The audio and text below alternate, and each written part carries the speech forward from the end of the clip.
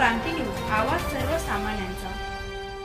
पिंपळखुटा तालुका बार्शी टाकळी जिल्हा अकोला येथील आपल्या देशासाठी कार्यरत असलेले भारतीय सैन्य दलातील सुपुत्र विवेक गजानन लवांड यांचे उपचारादरम्यान निधन झाले आहे। त्यांचे निधन संपूर्ण गावावर आणि कुटुंबावर दुःखाचा डोंगर कोसळणारे ठरले आहे। 26 जानेवारी 2025 रोजी भारतीय सैन्यात कार्यरत असलेले विवेक लवांड यांचा अकोल्याच्या टावर फ्लायओव्हर पुलावर दुर्दैवी अपघात झाला।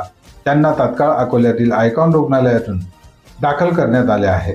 मात्र गंभीर दुखापतीमुळे 29 जानेवारीच्या रात्री 2:30 वाजता उपचारादरम्यान त्यांनी अखेरचा श्वास घेतला आहे।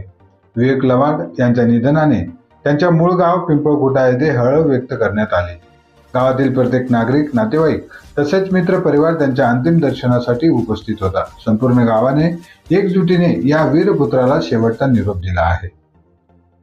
पुलगावहून आलेल्या सैनिक दस्त्याने गार्ड ऑफ ऑनर देत शासकीय इतमामात त्यांच्या पार्थिवावर अंत्यसंस्कार करण्यात आले। संपूर्ण गावाने आपल्या कार्यरत सैनिकासाठी अंतिम मानवंदना दिली। त्यांच्या निधनाने गावात शोककळा पसरली असून त्यांच्या कुटुंबावर मोठे संकट कोसळले आहे।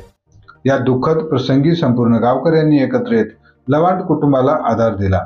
त्यांच्या निधनाने देशाने एक शूर सैनिक गमावला असून त्यांच्या कुटुंबियावर कोसळलेल्या संकटात संपूर्ण गाव कुटुंबासोबत उभे राहिले आहे।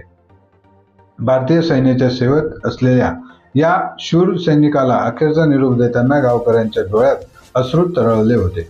त्यांच्या देशसेवेचे योगदान कायम स्मरणात राहील हे मात्र नक्की। महाराष्ट्र क्रांती न्यूज तर्फे वीर जवान विवेक लवांड यांना भावपूर्ण श्रद्धांजली। संपूर्ण महाराष्ट्र त्यांच्या कुटुंबियांच्या दुःखात सहभागी आहे।